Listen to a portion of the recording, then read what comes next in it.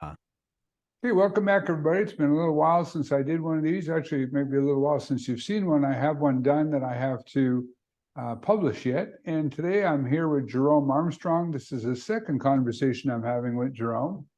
And I may have said earlier that I was very impressed with Jerome, his videos, and what he's posted.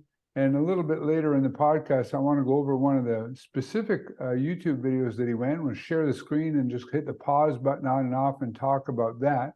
But Jerome impressed me because I see him as a critical thinker.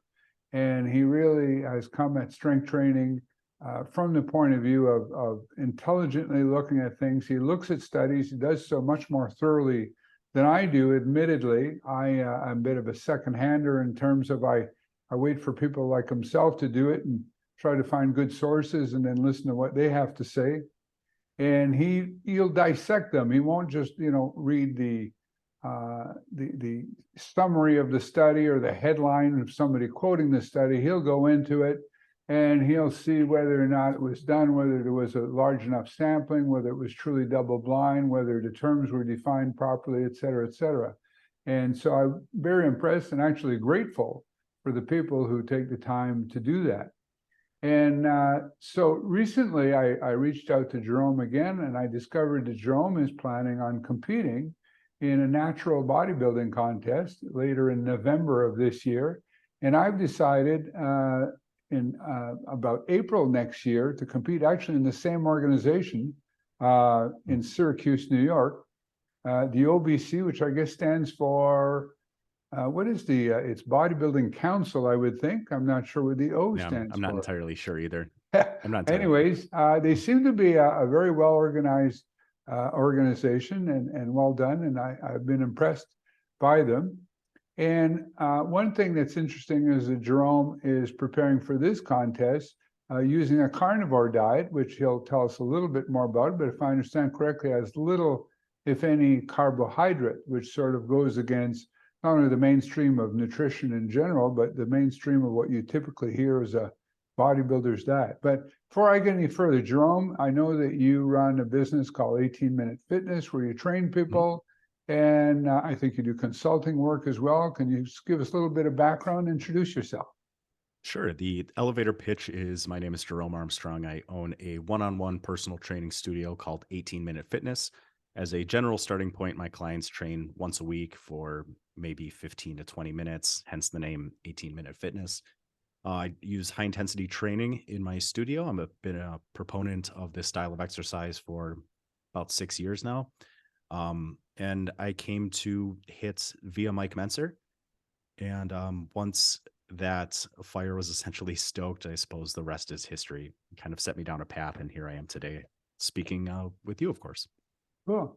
So before we switch the record button on, we were talking about, I guess, hair splitting type of thing. And I was saying that, 40 years in, I've only been training people for about 4 years, on a paid level. I've over the years trained buddies and trained with buddies and things like that.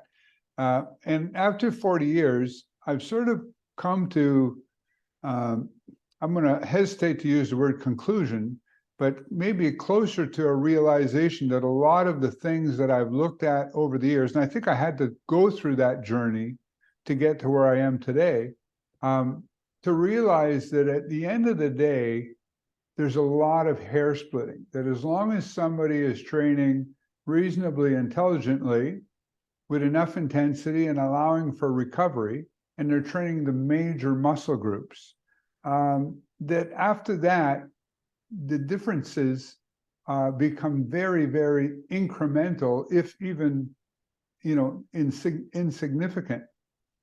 And, some of the stuff we talked about before we switched the record button on. So you were talking about possibly just doing a big three. So maybe for our viewers, what's meant by a big three?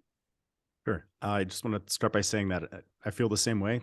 I think the word conclusion is appropriate if it's provisional, if you're holding that position under the belief that you're welcome to correction or updating that as more information becomes available, in which case I would agree with you.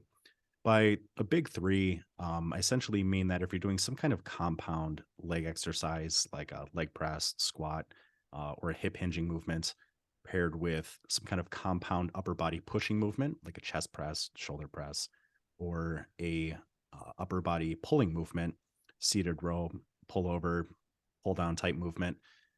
If you're working these major muscle groups through the major planes of movement, if you're doing a push movement, a pull movement, and a leg movement. And if you switch it up every couple of weeks, um, essentially that covers pretty much everything in the body.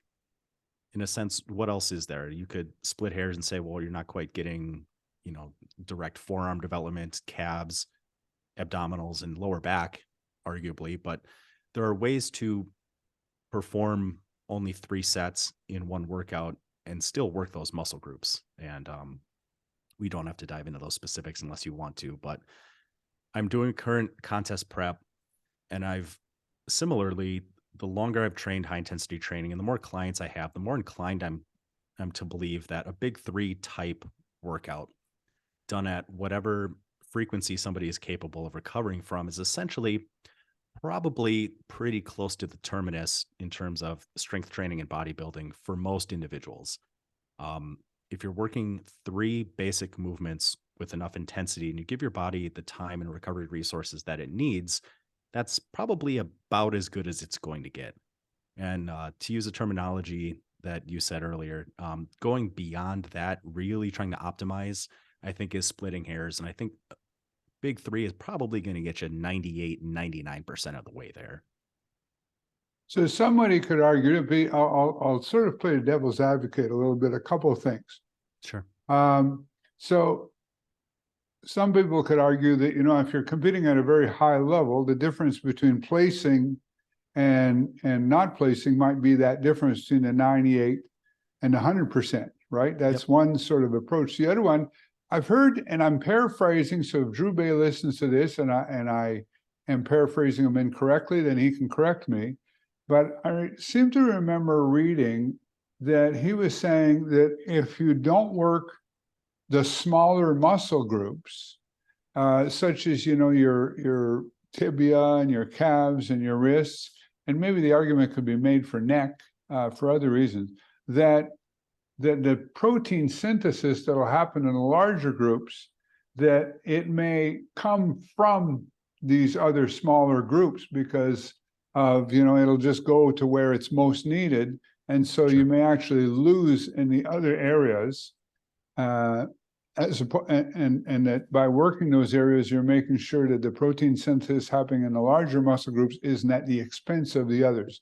Does that, I don't have the background in, physiology or biology to really state whether or not that's is grounded in science, or if that makes any sense. You have any thoughts on that?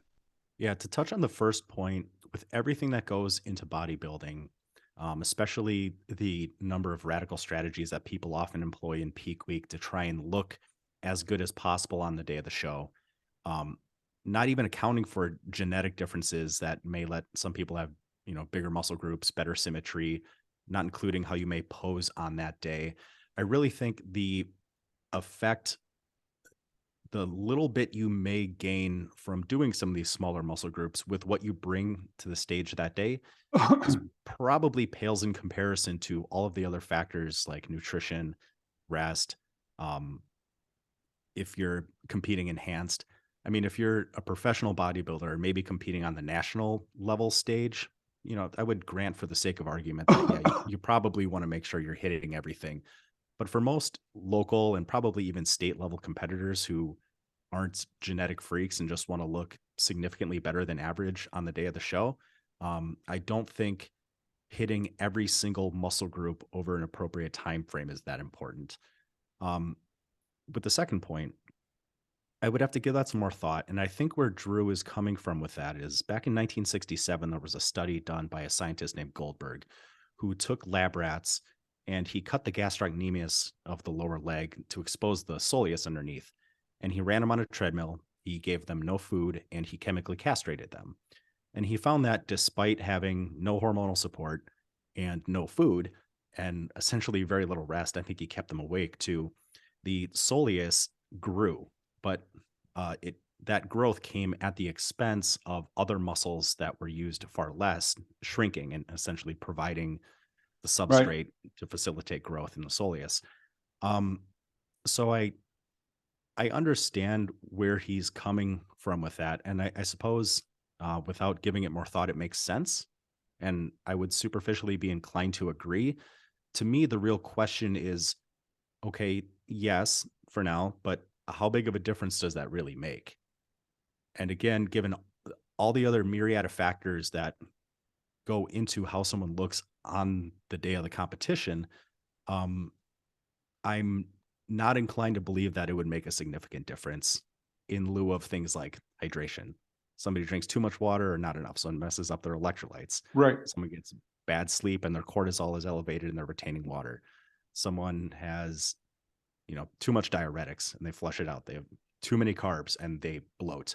I mean, there's so many things that could be micromanaged to, the nth degree that I don't think training those smaller muscle groups would make that big of a difference on the day of the Right. show. It might, yeah. And and you're right. I remember reading about when some of the IFBB, obviously people on drugs and whatnot, but they would go through a series of contests coming up to the Olympia. There would be like 5 or 6 or 7 contests that they would be in, if my memory serves, over a couple of month period. And Mhm. they would refer to how they looked really great on this contest, but not nearly as great at that contest because they came in. And I would think that that had virtually nothing to do with their training, but Mhm. had to do with how well they manipulated, the variables that had to do with how much water they were retaining or not retaining at that point Yeah. in time, probably more than any single other factor. The other one I've heard is Mark Houghton, British bodybuilder, talked about at one point he went through Menser's sort of abbreviated routine. So even before the big three was coined, I think the big three was coined in Doug McGuff's Body by Science. Mhm. But he had an abbreviated routine, which I think was about 3 to 5 exercises, if I'm not mistaken, Yep. and talked about getting incredibly strong in all the lifts, but actually looking worse in the process. Now, I do believe, and Mark, again, if you're listening to this, you can correct me, that at the time, maybe Mark wasn't as focused on diet and whatnot. So how he looked, because over the years, Mark, who's been very successful in natural bodybuilding, has shown, examples of how he looked in different contests and how he felt. And I would agree from the pictures that he looked better in later contests when he used different types of training and whatnot. But his actual weight was virtually the same. Yeah. So, the argument, unless of course if he was leaner and had actually less fat and more muscle, but I don't know that he was a whole lot leaner. So, he Mhm. had, if I understood correctly, again, I'm putting words in his mouth here, which is not fair, that he attributed it to how he trained certain muscle groups and things like that. So I don't know the idea, and you've probably heard that one before about Menser's abbreviated routine. I got really Yep. strong, but I didn't look good. I didn't grow. I got strong, but the growth wasn't there. Any Yep. thoughts on those types of comments? Because obviously you're going to give it another shot and see how it works. Yeah. I think if you're going to train that infrequently, I think attention to diet becomes that much more important. I think some people can get away with, again, if they're capable of recovering from a higher volume and frequency of exercise, and then whether or not they're chemically enhanced, I don't really care, but it does play a role into what you look like on the day of the show. Um, I think diet becomes that much more important.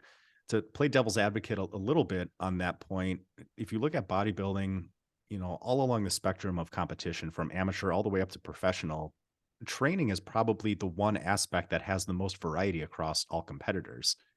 Most professional bodybuilders eat very, very similar diets. They may eat different amounts of food, but for the most part, bodybuilding still tends to be relatively inculcated into like the chicken, broccoli, and rice type of diet, which is fine. It's worked very, very well for a lot of people for a long time.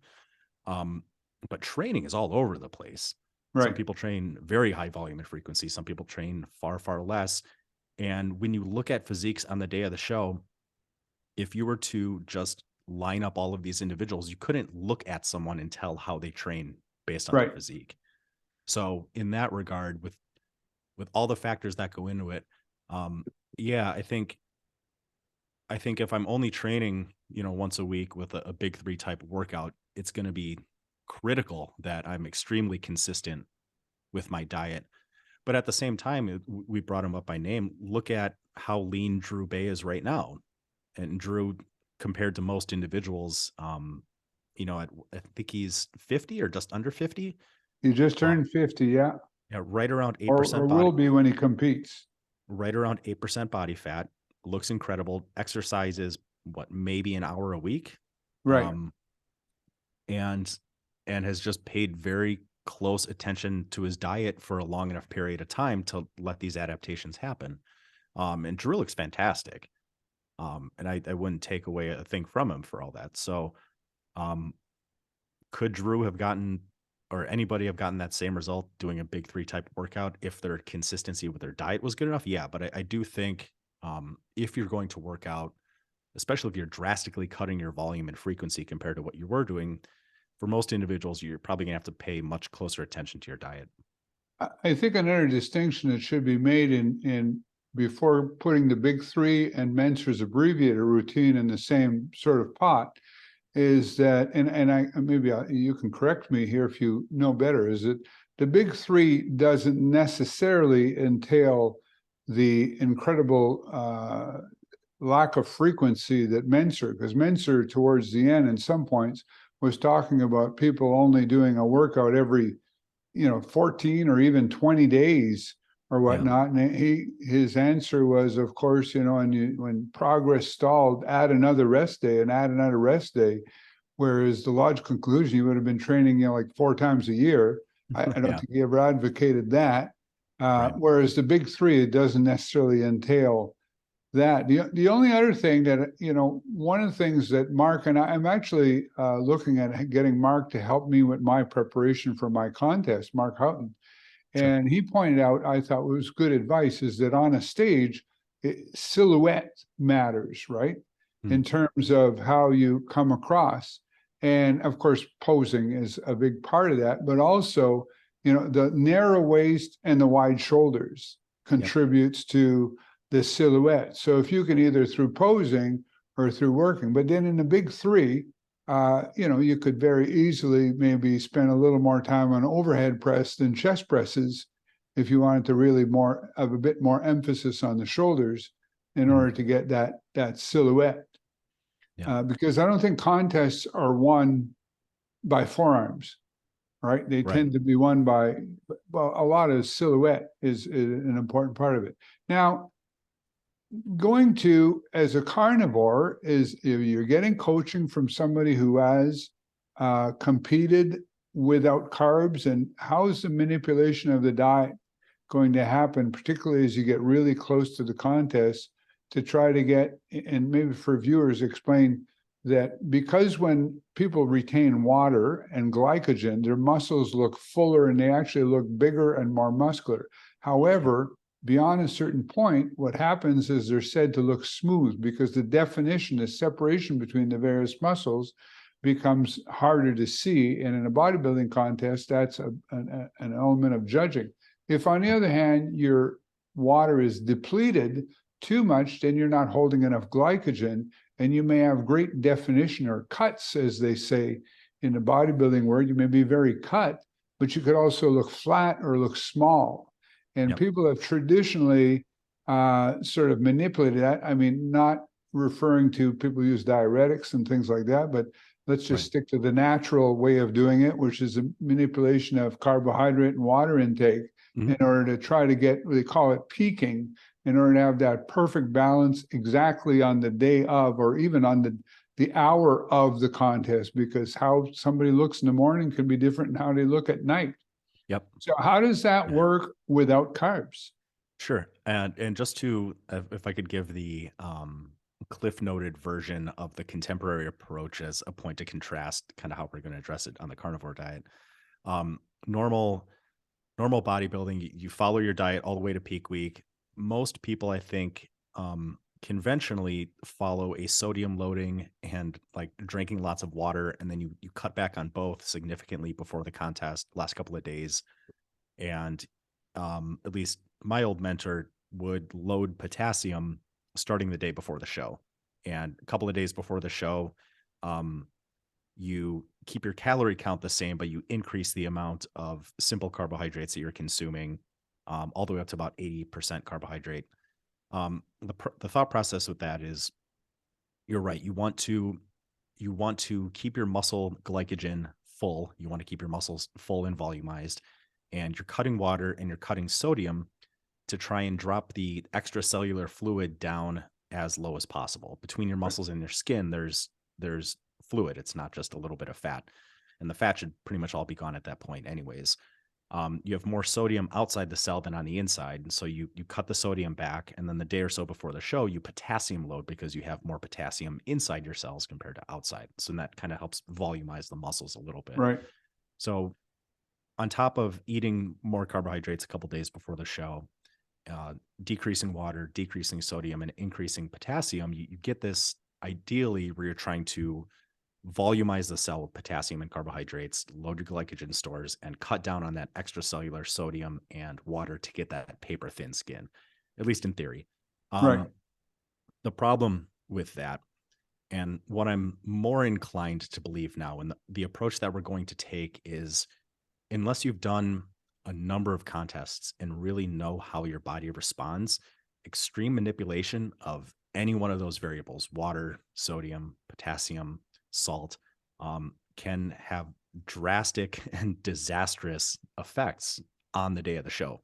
Like you said, somebody could look very different the morning of a show when prejudging normally is compared to how they look during the night show. Right. So the carnivore bodybuilding approach generally seems to be, and I do believe some people follow a carnivore diet all the way up and then have carbs day or two before the show. But the way that we're going to do it is, if I'm not there basically by a week out, there's nothing magical I can do in the last week to try and make something happen that's not already there. So I have to be contest lean, a little bit ahead of the game, and then I'm just going to walk my diet all the way in. We're not going to do any extreme dehydration. We're not going to do any crazy manipulation of sodium. I'll probably cut my sodium back a little bit. I'll cut my fluid volume back just a little bit. But before we started talking, you mentioned that your coach had you drinking a gallon of water or so, I think, up till the week of the show or during the week of the show. Yeah. The last contest I did, I was drinking 2 gallons a day all the way up until a Wednesday before a show. Then every day up until the show, I cut it in half. So 2 gallons a day until Wednesday. Wednesday was a gallon, then half gallon on Thursday, a quart on Friday, and then nothing on Saturday until the prejudging was over. We're going to not go crazy with sodium, with water, with potassium. I need to look solid a week out before the show. And then I imagine, we haven't talked about it too much, we'll probably just slightly cut water volume back just a little bit. But basically, I'm just drinking water to thirst. I'm not doing anything crazy with water right now. I'm salting my food to taste. And that's what Jonathan has done, the coach that I hired for this. And there's a lot of value to hiring a coach. It takes a lot of mental and emotional stress away from you as a competitor. That's what he's done. And he's certainly showed up extremely lean on the contest stage. So I'm also a big believer, if you hire a coach, let them know subjectively and objectively what you're going through, but you follow the coach's plan, even if there are things in it that you don't necessarily agree with. If you're paying someone for their time and for their expertise, then you follow that plan as closely as you can all the way in. And if I have any concerns, something doesn't feel right, I will express it with him, and then we'll make the necessary adjustments. But it's his job to come up with the plan that's going to get me there, and it's my job to just execute the plan. So I think you also want to make sure, I'm going to give you a little bit of an example, that you communicate well and you make sure that you both understand each other. When I competed 15 years ago, and I'm not a big guy, so I wound up, in a lightweight novice contest at 50 years old with a lot of guys who were younger than me. I wound up 3rd out of 8, which I was pretty I was ecstatic with, actually, based on what I consider myself to have less than average genetics. But where I come in, where I was competitive, was because I really got lean. And so that helped. And the next year, I communicated to the same coach that I'd like to come in a little heavier. And I didn't do as well because I wasn't as lean. So I mentioned that to him, and he said, well, you told me you wanted to go in heavier, but I guess what I failed to communicate, or he failed to ask, I'm not going to point fingers, I'll take the responsibility, is I wanted to be just as lean. I wanted to put on 3-4 pounds of muscle. And in the end, I wound up, not as lean and not as competitive. And I think for me, although I have mixed feelings about that part of the judging, like I have mixed feelings about bodybuilding in general, the criteria by which you're judged. And I think that, there's a lot of illusion on a stage, right? Because first of all, we get lean beyond, any kind of healthy need to be that lean. In order to show what we have, we shave our bodies, we wear incredibly dark tans. Talk about things that can make a difference. Not getting your tan right, not getting your tan right. And as you likely know, even though you feel like you're chocolate brown under the lights, you might be really pale. Right. And it really is a make or break. And I've been listening to you're probably getting the newsletters from the OBC as well, and some of the things. And one of the quotes I like is the judges, they can't judge what they can't see. Right. And that's talking about posing right. But the same thing with if your tan's not right. But I'm off on a tangent. So you want to make sure your coach knows, what your plan is and whatnot. So now, so you're basically, I agree too. One of the things you said was you need to be there a week before, right? Yeah, at least, And be as lean as you can. I know that David Landau, I don't know if you listen to David Landau and you've ever heard, he's talked over the years about how diet is almost irrelevant other than just cutting calories. And he talked about preparing and eating Hostess Twinkies and anything to get lean. And he's competed and had some success with bodybuilding. I don't know if you've heard him. David is kind of controversial and his approach to diet is essentially eat the foods you want, but just kind of portion control based on your needs at the time, I believe. Yeah, pretty much. He just says just cut calories. He's a big proponent of calorie, and just get lean. And I don't know that he does anything special as far as water or things like that. He just,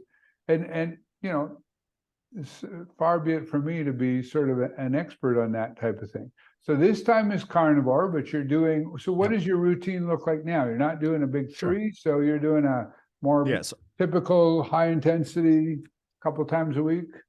Yep. I'm currently doing a push-pull legs split Monday, Wednesday, Friday. Monday is push, Wednesday is pull, and Friday is legs and trunk. And nothing too complicated. 5 total sets of workout at the moment. 1 to, I suppose, depending on how you count it, 2 or 3 sets per muscle group. And my diet, at least right now, I'm eating the exact same food every single day. Over the course of the day, it's 600 grams of beef, 60 grams of cheese, and 30 grams of butter.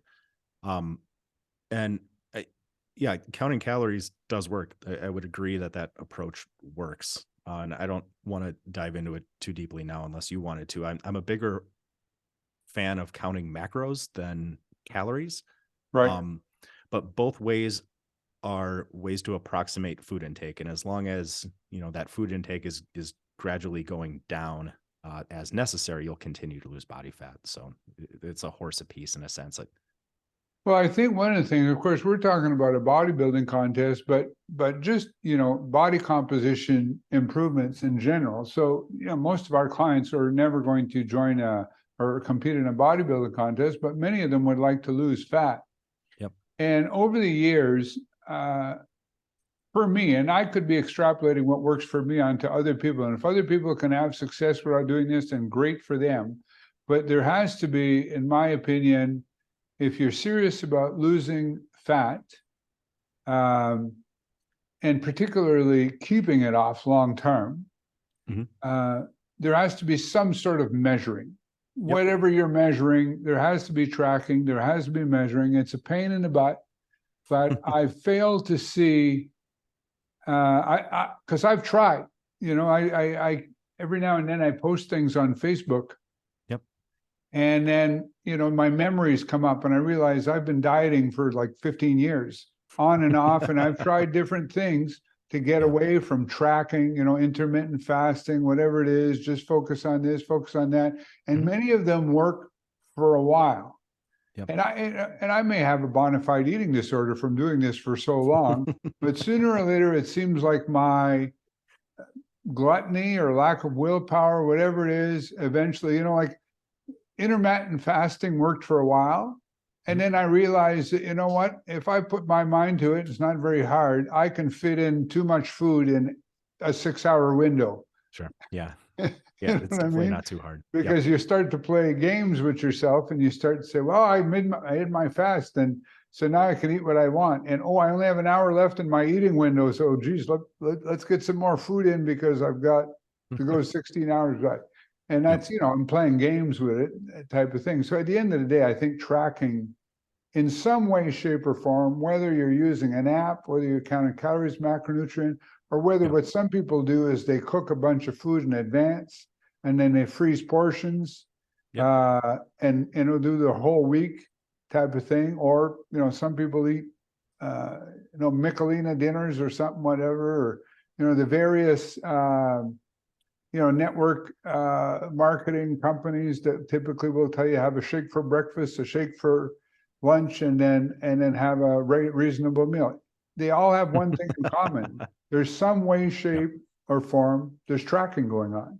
Yep. So whether you're preparing for a bodybuilding contest and trying to get into single-digit body fat, or if you're simply trying to go from 40% body fat to 20, more healthy 20, and maintaining that, I think tracking is essential.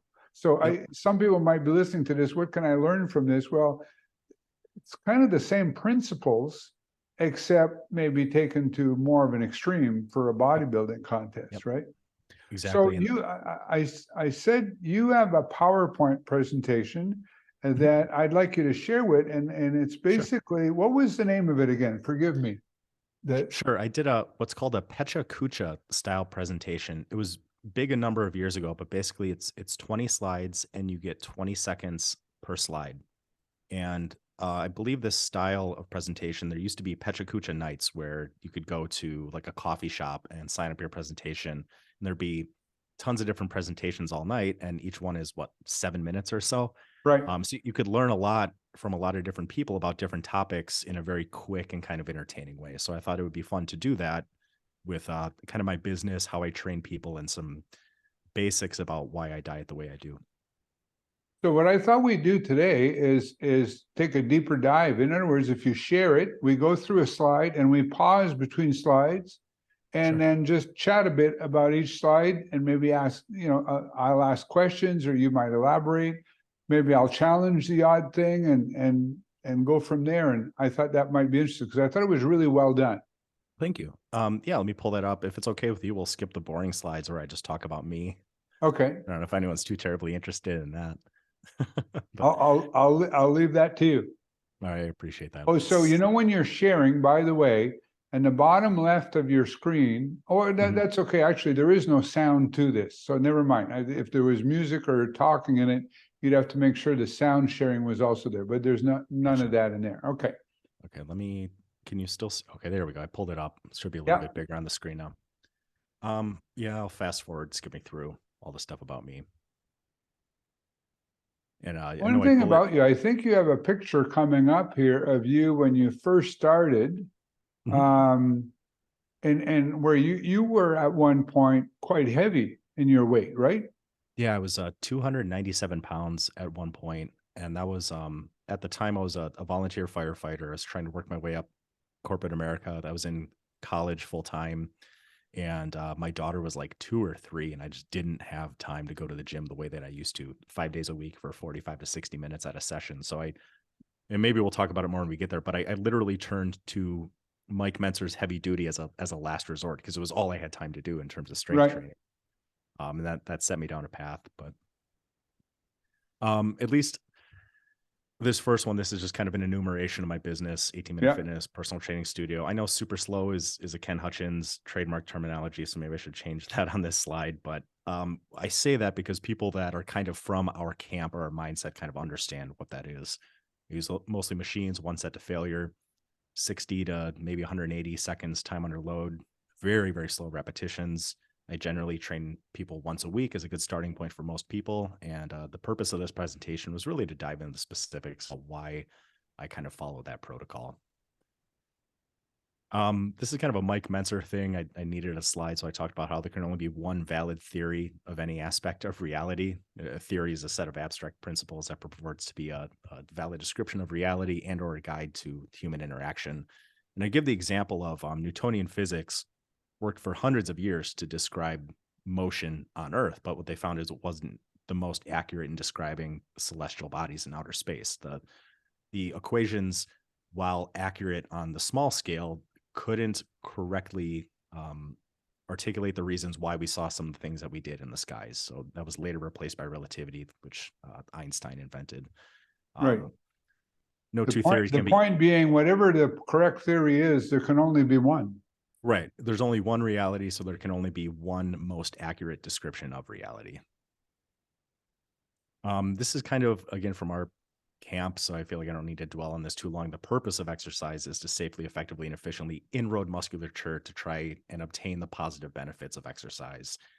Strength, cardiovascular fitness, flexibility, improvements in joint composition and body composition. And I won't compromise on safety, safety especially, to try and improve all of those other factors.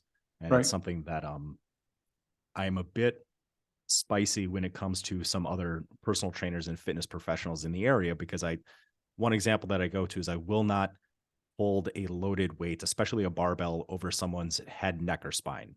I will not compromise on that because the slightest, breach of form or dropping of the weight, and someone could be paralyzed or possibly killed when certainly safer and every bit as effective alternatives are available for most individuals. Well, one of the things I said at the beginning, how after 40 years, I've come to a conclusion there's a lot of hair splitting, but I pointed out you had to go through I had to go through a journey. Mhm. And I wouldn't want listeners to think that what I'm suggesting is it doesn't matter what you do as long as you lift weights. Because I do think that most people in various methodologies will get most of their results in the first year to 18 months, maybe 2 years, and it becomes very incremental after that. Yep. However, how many people actually maintain exercise for a lifetime? And I think part of the reason why they don't is because the injury rate over time is so high. And you've touched on that in other videos. Yep. And if people get hurt, or if they are getting stronger, they're fitter, they may look good, they may be fit, but their joints are in horrible shape.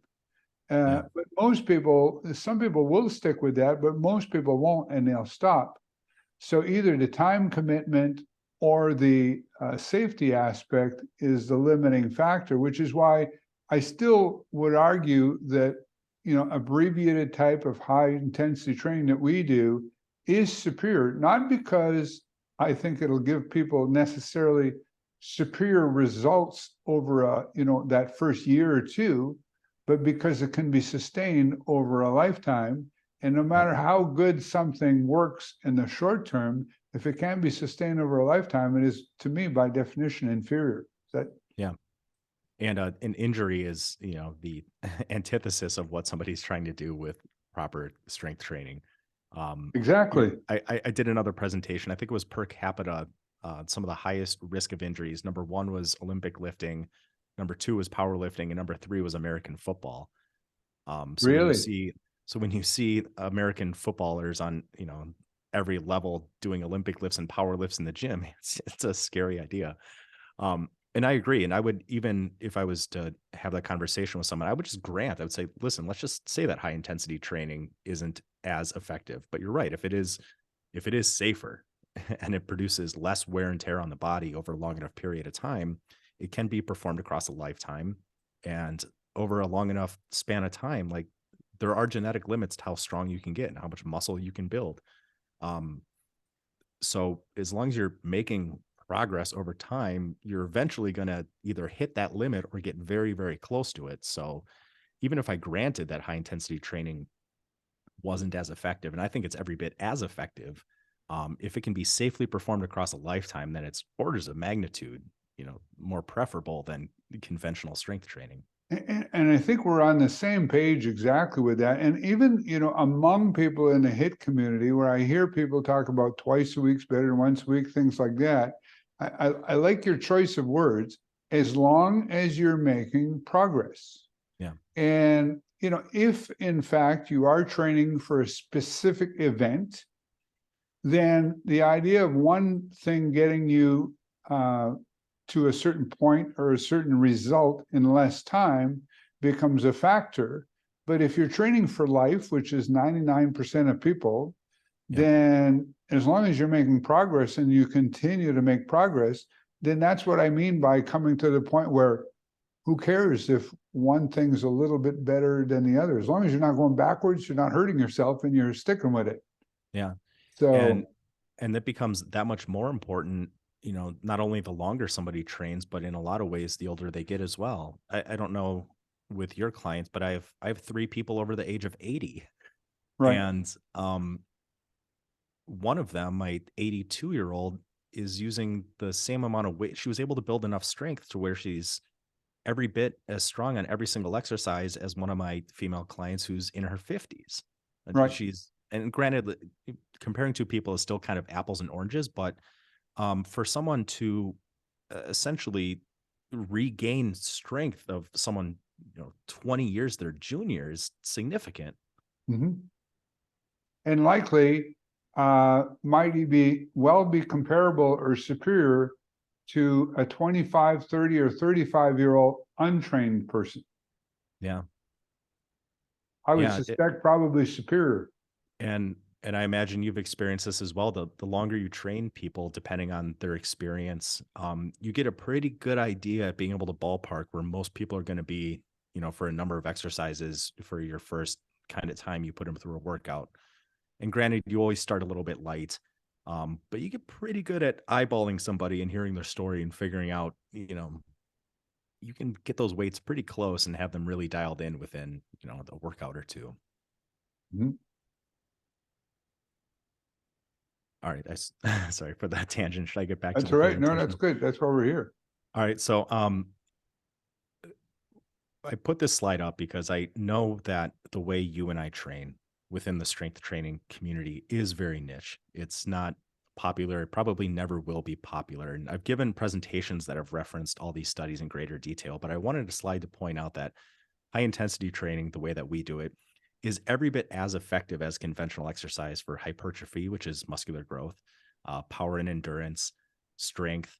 And then I touched on balance too, because you see it. There's this idea that functional fitness nowadays, you have to be crawling around on the floor or hitting a tire with a hammer or balancing on one foot while you do all these Right. unilateral movements, lifting things overhead. And that's somehow going to make you better at other tasks. I did a whole hour-long presentation on sports specificity and motor learning, and I think I read 1,500 pages. I literally ordered the college textbook on motor learning and skill specificity, and I read the textbook from cover to cover for this presentation, along with like 7 other books. And the consensus is skills are extremely, extremely precise, Right. and in most instances, um, doing one skill has very, very little, if any, carryover to other skills. And in a lot of ways, sometimes you'll have a negative skill transfer. Doing one skill will make you worse at another skill. Um, and I mentioned that because that's so prevalent for people like you and me. We see that stuff all the time, and it maybe it makes your blood boil a little bit like it does mine. But I wanted to point that out, that although it's commonplace within exercise science, I don't think it's supported. The only thing that I would say on that is I think that there may be a placebo effect. Mhm. And the placebo effect is such that if people really believe, because whether something improves or not, how do you measure it? How do you even know? Right. Right. But if somebody believes, particularly with balance, because one of the obstacles to doing something that requires balance is fear or discomfort. And if somebody has convinced you that you're going to have way better balance because you've been, balancing on a Bosu thing or whatever they're called, and you truly believe that, and then you go into another skill with a greater level of confidence because you believe that your balance must be better, it wouldn't, to me, it makes sense that you might, but it's, to me, there's a placebo effect that's at work there Yeah. much more than anything else that happens. And hopefully, though, so the argument could be, well, even if it's a placebo effect, as long as it works. But that, I might even agree with that, except that the practices that are espoused are dangerous in and of themselves, Yep. right? Yeah. And I that's just like training, right. bearing weight on an unstable surface. It amazes me that doesn't jump out at people and say, like, really, what could go wrong here? You're Yeah. bearing weight on an unstable surface. What could go wrong? Yeah. I say quite often that personal trainers have a tremendous ethical responsibility to safeguard their clients during a routine. Um, Strength training has the potential to be extremely beneficial, but one slight breach of form or poor execution of an exercise, and someone could be in chronic pain for the rest of their life. Mhm. That's why I refuse to compromise on safety, especially if it's a paying client. Um, I don't want to rant too much. I think I'll just leave it at that. Yeah. Okay. Right. Um, Touching lightly on diet, the kind of mainstream narrative within exercise, or just I suppose body composition in general. You said fat loss; that is the more precise term. I tend to say weight loss because it's the more conventionally used term, but I do mean it as fat loss. The more common approach is eat less, move more. And within the kind of hit body by science type community, this book became relatively popular. It's called Burn by a researcher named Herman Poncer. Poncer lived with the Hadza, who's a modern day hunter gatherer tribe, and he put GPS trackers on them to measure how much activity they did over the course of a day. And he measured their metabolism with doubly laced water and found that despite burning far more calories in one day, or sorry, being far more active in one day than the average American is in 1 week, um, in terms of if body size is essentially the same, they burn basically the same number of calories every single day as a sedentary American. And he concluded that your body's metabolism will slow to accommodate for this increase in physical activity. So the mainstream And approach is, sorry, take away from other things like your immune system or your yeah, reproductive system to compensate, right? yeah, your body will downregulate processes to try and conserve energy that it knows it's going to be oxidizing through activity. Um, and this is problematic because, like, one, the narrative is, if you want to lose a pound a week, you either eat 500 fewer calories or you make up for that with 500 extra calories of activity every single day. Well, Poncer not only did his research, but has been duplicated in cohorts all across the globe, and the book has a number of different references to different populations it's been tested on. They've also tested it on tons of different mammals and come essentially to the same conclusion. um, the problem with doing too much activity, especially what's conventionally called cardio, is it also, unfortunately, for a lot of people, increases appetite. So Mhm. if your body is going to slow your metabolism as a protective mechanism against all of this extra activity that you're doing, plus now you're hungrier, and depending on the type of activity you're doing, um, it may cause a slight reduction in muscle mass or lean body mass. You're setting yourself up for long-term negative results or potentially long-term harm. Um, so I think cardio in the short term can be a tool that can be used maybe a little bit before a bodybuilding show to help get a last little bit of fat off. But I tend to think the mainstream advice of just trying to get more steps in every single day is a bit misguided and somewhat incompatible with the science. Yeah, and I think Doug McGuff talks about, cause and effect is people who are fitter tend to spontaneously get more active as opposed to becoming more active in order to get fitter. And yet the thing I read this book as well, and one of the things that I would like to see as an experiment, because first of all, let me say that I agree wholeheartedly with the last point. Exercising to burn calories is a waste of time. Yeah. But I think what they did is they measured different populations who had already been either couch potatoes for a long time or been hunter-gatherers for a long time.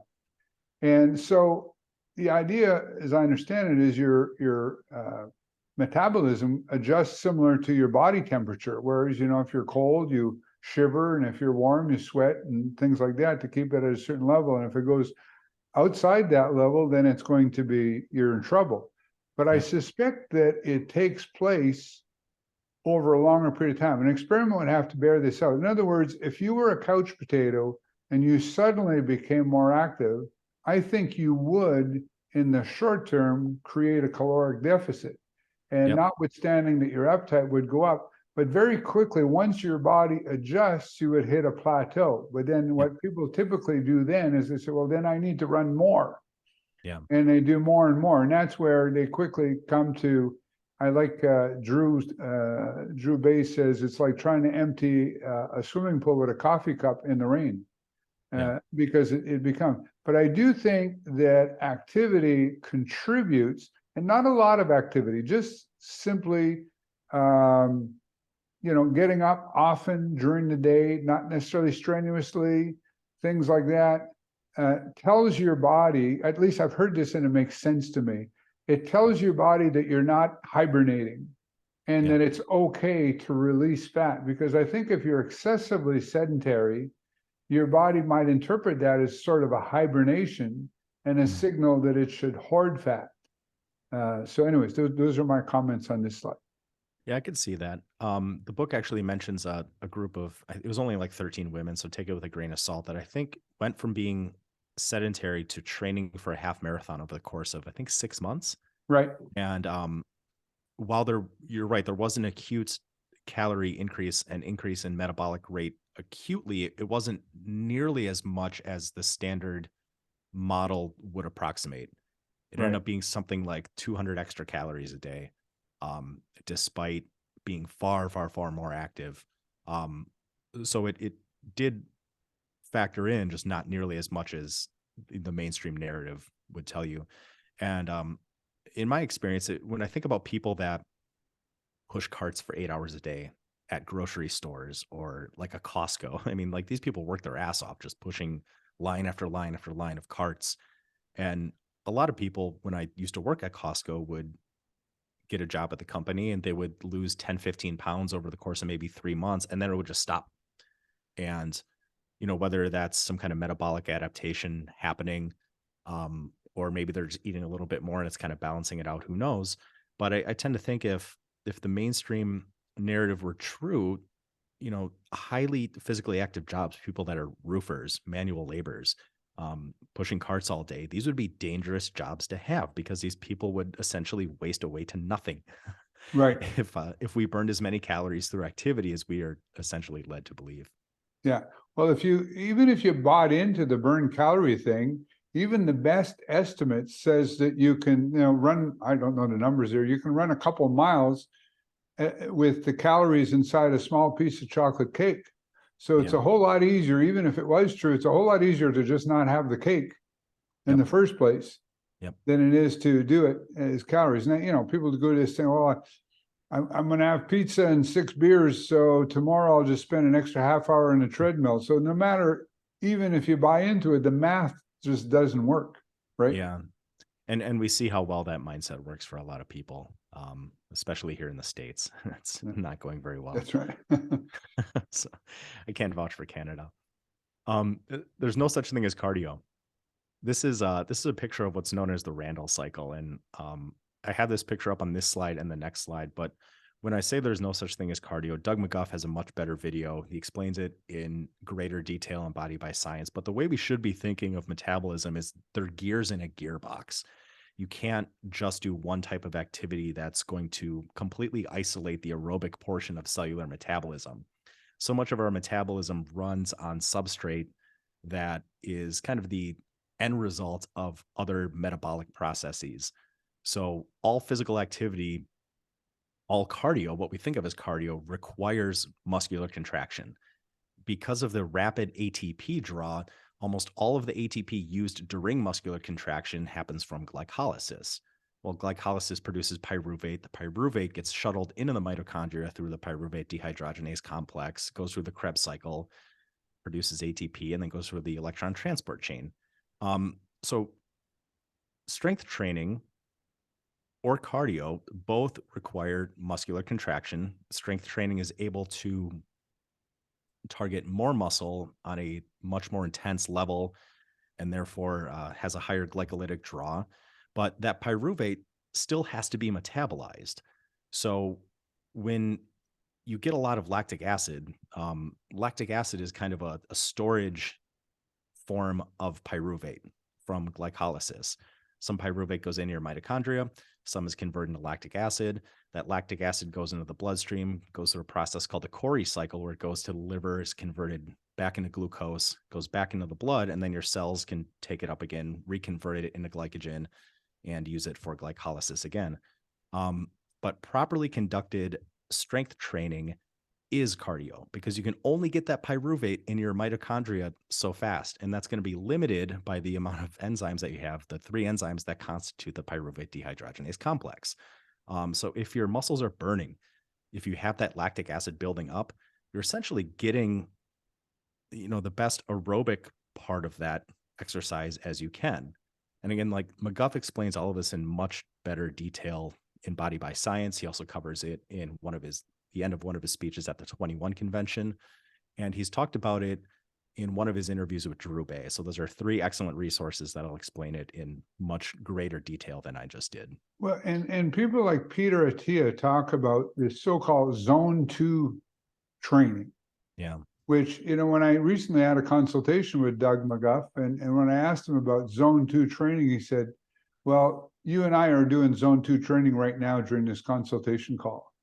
And, zone 2 training is if your heart is beating, if you're moving, if you're doing anything at all. And part of the, I think, confusion goes back to your earlier slide about skill, because people will say, yeah, well, then if you're getting good at cardio, you should be able to lift weights and then go run a 10K and do better than somebody who runs 10Ks, because you're trying to say that your weight training is just as good. But there, again, you're confusing skill, because as people who run, their bodies automatically, through the conservation of energy principles, learn to run more efficiently. Not to mention the idea that they start to know, how quickly they should start and how they can pace themselves so they don't run out of gas before the end of the 10K and whatnot. And all that requires practice.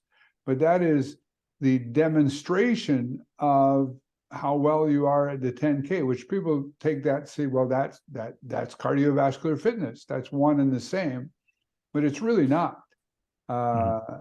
It's really a whole different thing. If you or I or anybody who decided that we were going to run a 10K and we were planning to, we wanted to get the best possible time we could, we would have to obviously practice running a 10K.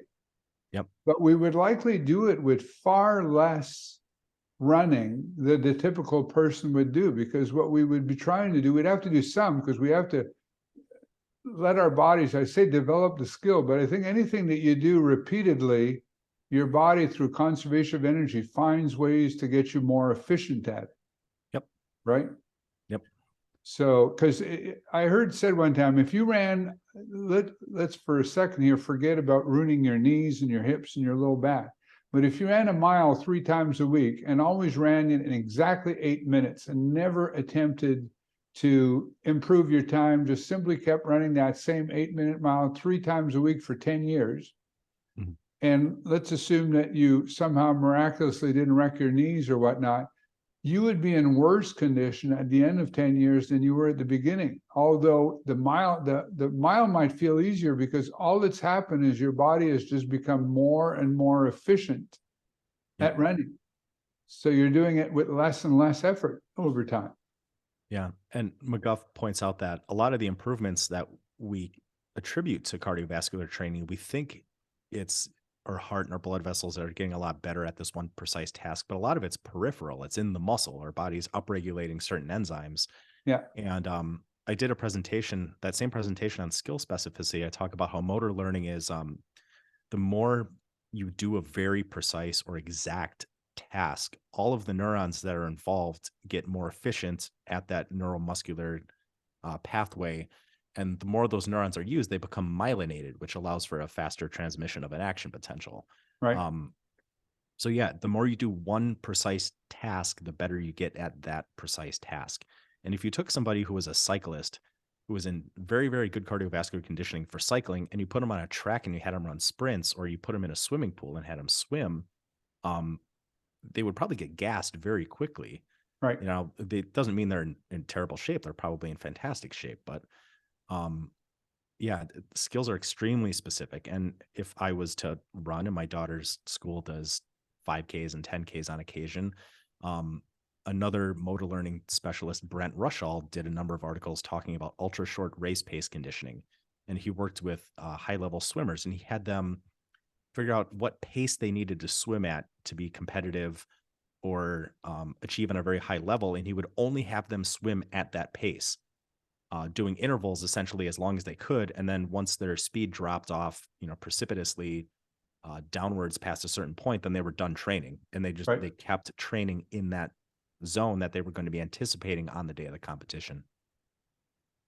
Yeah, interesting. Well, and that's the thing about a lot of exercise research is when they claim to have achieved a certain result better than some other methodology, what exactly is being used as, what's the test that's being used to say, because earlier, one of your earlier slides referred to strength, power and endurance and hypertrophy. Well, hypertrophy is the only one of those that I think I can define and feel comfortable with what the definition is. Hypertrophy is pretty straightforward. Your muscles are bigger. Mm-hmm. But strength, power, and endurance, those are, in my opinion, extremely ambiguous terms. Yeah, and they're oftentimes, and you know this too, you look at a lot of studies and the terminology isn't always held constant from study to study. And it can be extremely frustrating. Yeah. Conventionally, within a lot of exercise science, intensity often refers to the amount of load that's used, how heavy the weight is. Well, as you well know, like you can take a really light weights and you can make that exercise extremely intense. Deadlifting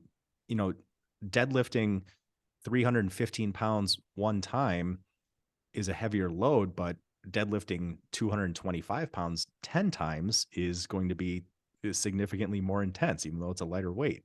Right. Yeah. So yeah, that's the prime example that's often used, that term. But even to terms like power and speed and strength, because strength is usually measured by people's success in 1 rep maxes. Yep. Which again is, so skill dependent. Yeah. Right. So virtually every study that shows that low reps are superior than high reps for strength are based on that. And of course, if you're going to do a 1 rep max, you're going to get better at it if you practice 2s and 3s. Yep. Than if you're practicing 10s and 20s. And again, I just look at it and I shake my head and I go, these people are scientists. Surely this can't be escaping them. Well, and same with a lot of the studies that talk about exercise volume. The more you practice a specific skill, the better you're going to get at that skill. And Drew Bay, I think, put something on Facebook, or maybe it was in his forum. He said something like, if you have a swimmer, and I'm going to butcher it, but it's something like if you have a swimmer and a boxer both practice their respective sports, but then you test the improvements by having both of them swim, of course the swimmer is going to be better. And I apologize, I butchered that. But I remember I saw the quote. That's right. I think they were saying a runner and a swimmer, or two endurance activities, but then you test them both in the one activity. The guy was not doing the activity, and I'm sure you're familiar with Doug McGuff's anecdotal information about the guys in the Army when he was in the military who would train for the annual fitness test, and the runners didn't think they needed to prepare for it because they were runners and they were in great shape. And the guy who was the beer drinking guy with the pod belly would practice specifically. I think it was on an exercise bike. He would practice it specifically just before, and he would wind up acing it, and the runners would get gassed. Yep. Right. So I mean that's the thing is, like most people's activity that they participate, their sport is called life. It's called taking the groceries out of the back of the car and lifting your grandkids up and sitting them on your lap and doing these types of things. And, you know, you use the strength that you get from training with yourself, and then you go out and do those things. Now, the same principle applies if you happen to participate in a certain sport. But most people, you know, there might be some golfers and whatnot, but they're not, most people we train are not competitive athletes. So in the interest of time, I'll let you move to the next slide. Let me know if we're going to run out of time. Sure. If you're good for another 20 minutes or so. I'm good to go as long as you want today. Okay. One other resource for your listeners who may not have heard it was Jay Vincent's interview with Mike Bradley, who's a strength and conditioning coach, I think at University of Florida. And Mike would talk about how when the combines would come up for his athletes, he would have them practice those exact drills for the combine so they could test significantly better, you know, when they do those drills. And it's funny to me how we test professional athletes on, you know, shuttle run, 40-yard dash, vertical leap, and some of these other things that, while it makes sense, there should be some carryover towards the athletic field. We often see guys that test really, really well at some of these combines that never make a name for themselves in the big leagues. Well, and there was a guy, I forget if it was Dick Butkus, but one of the guys who was considered, and I'm my turn to butcher something, but this guy was considered one of the meanest defensive linemen in NFL. He was feared type of thing. He was supposed to be just this animal. Well, apparently his bench press was, you know, just a little over 200 pounds. Yeah. Was the most that he could bench press. But, you know, the guy, you know, you didn't want him to get a hold of you if you were a quarterback. You were in trouble. All right. So there's the other slide. Strength training is cardio, and that's the same thing. And I kind of elaborated on that. Why slow repetitions allow for more control and better form. Produces more torque via the force velocity curve, less peak forces on your joints. All lifting generates shearing forces because of Newton's third law of motion. For every action, there's an equal and opposite reaction. And then I have a quote from Fisher, his meta-analyses, evidence-based resistance training recommendations.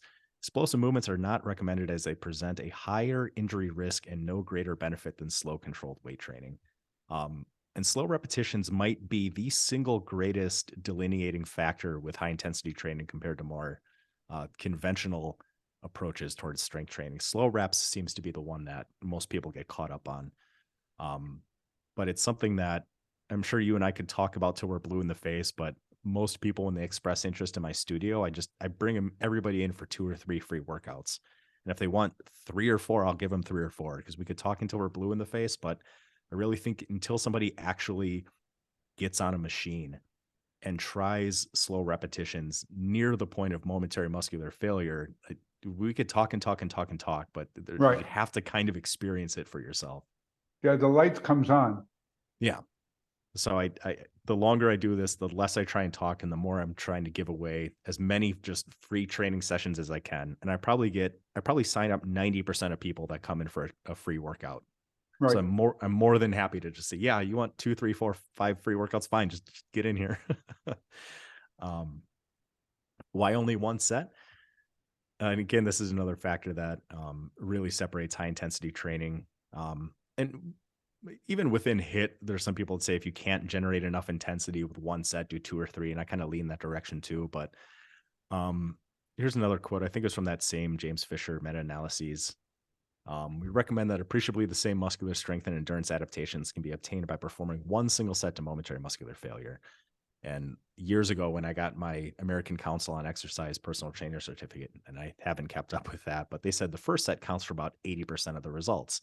Well, even if even if we left it at that and you only got 80% of all the results you're going to get from doing one set compared to two sets, that's half the time investment.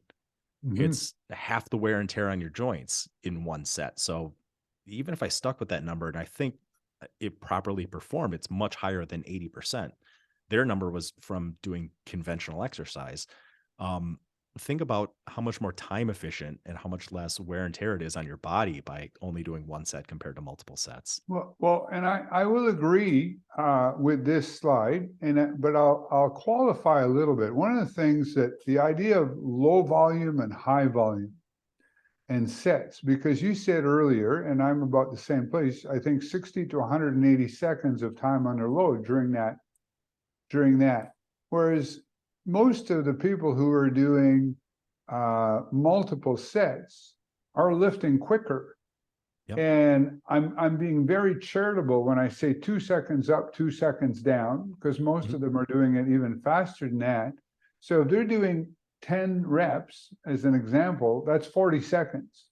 Mhm. So if they do 3 sets, that's 120 seconds. Well, that's still only halfway through what you talked about, between 60 and 180, Yep. right? So I think sometimes the whole idea, and there's one guy, I don't know if you've saw him on social media, but I encourage you to check him out. His name is Kevin Richardson. Have you heard of Kevin? No, I haven't. So Kevin is a celebrity trainer, and he was successful in natural bodybuilding, and he trains 3 times a week for a total of less than an hour. So Mm. you'll agree with a lot of the stuff that Kevin agrees with. He does a split routine 3 times, says he's been training that way for 30 years. He's retired from natural bodybuilding now. Doesn't use any supplements whatsoever. Obviously, no steroids. He's and whatnot, and has built quite a great physique. And you see the videos on his Instagram of his form. I would say, you and I would likely say, and I think surely say that his form is atrocious. Mm. And he does so, though, say 3 sets. But when you listen to him describe the 3 sets, the first 2 are really warm-up sets. Sure. So the other thing about multiple sets that I find is, to me, a warm-up set, I don't even know why we bother talking about it. We should be talking about meaningful sets. Yep. So if you're doing a couple of sets, even if you and I think there might be some evidence to suggest that a warm-up set might actually help loosen the muscles and maybe help you do a little more on your actual working set, if you've got the time and if you don't overdo it so that you don't increase the wear and tear. But I think Mhm. it's probably more or less irrelevant, like some of the hair splitting that we've talked about before. But I think of Kevin, other than his form, which I think is more explosive, although he refers to injuries, not so much, although I have heard him refer to super slow in one of his videos, he refers to injuries more as a result of cumulative volume and overdoing it and too much training, as opposed to, he basically says, as long as your form, and I'm paraphrasing him, should he happen to listen to this, that the form is probably not as important as the total volume. He figures that people hurt themselves by spending hours in the gym, because some competitive bodybuilders like literally train hours a day, Yep. 5, 6, 7 days a week. And I think there's no question in my mind that kind of volume eventually really takes its toll. And it's interesting that maybe even with his lousy form, when he's still training less than an hour a week, he claims, and I have no reason to not believe him, that he's stayed injury free for 30 years. But he's an interesting guy to listen to. You'd like his videos. You want to agree with everything, but he's an interesting guy to listen to. Yeah. I'll check Anyways, it that's out. my comment on that, is that sets and volume and things like that, to me, they should only be comparing meaningful sets, because I find the warm-up sets are almost irrelevant. Yeah. And also, when you talk about volume, they should be comparing time under load, because I think a lot of high volume guys are actually doing less time under load Yep. overall than because this guy, well, Kevin Richardson, for example, his sets, he talks about never going lower than 6 reps. So, but his reps are like 1 second up, 1 second down from what I've seen. So, 6 reps is like a 15-second, you know what I mean? So if he does 3 sets, he's not doing very much. And only on the last set does he go to failure. He does advocate that in order for his methods to work, you got to push yourself to absolute failure. He gives lip service to the idea that you got to do as many reps in perfect form as you can. Although in his videos, his idea of perfect form and mine are somewhat different, but Sure. he has been successful. Yeah, I think time under load is a much better measure, but there's unfortunately no perfect measure because you could pick a really, really light weight and you could have like a 5-minute set that just kind of keeps going on. Right. But yeah, and to give another nod to Drew Bay, he was the first person I heard say that high intensity training the way that we do it is it's not low volume, it's high density. And right. And you so eloquently put it that, one of our sets that might go 120 to 180 seconds could very easily be 5+ sets for most people, the way exercise is conventionally done. I took a stopwatch once and I recorded in pumping iron at Arnold training, and he did 12 reps in 20 seconds, and you could figure out how long that is. And then I looked at his training schematic for beginners in his Encyclopedia of Modern Bodybuilding, and it was like 40 total sets for the workout. But if one set is only 20 seconds, you can figure out pretty quickly his total training time was under 20 minutes. Bodybuilders and fitness influencers and advocates, it's kind of a badge of honor how much time they spend in the gym, but very few people admit that most time spent in the gym is either sitting down, resting between sets, or just setting up the equipment for your next set. Right. Very, very little time is actually spent, exercising in the gym. Yeah. So in that regard, I was going to do a video once where I looked at a bunch of different routines, the way that most people do them. And I really think in that regard, high intensity training, our workouts might only be 20 minutes or so. But we're getting much more volume in a lot of ways than most people conventionally do. And you put that far more eloquently than I did, but I thought you might be interested in Schwarzenegger doesn't really do a lot more volume than we do. Well, and he talk about, I think as Drew also talks about inroad in it versus time, right? As a measure as well, because you're right, just time under load alone is also insufficient. But if it's inroad over time, I kind of like that idea, is how much have you weakened the muscle in, how much time, right? Yeah. But then virtually no scientific research that I'm aware of, maybe the James Fisher and James Steele, but I don't know how much of that has actually been done. Yeah, and I think, and forgive me, I think Drew actually gives a definition of inroad that is somewhat objective, which looks at kind of addresses loss of strength, maybe from one set to the next. And I haven't looked at that too closely. I use it more of as a guiding principle than a precise term. So maybe I need to brush up on his forum a little bit. Yeah. Yeah, so here's again why longer time under loads. And since I did the presentation and maybe this is you too, the longer you do hit, you kind of change some things slightly.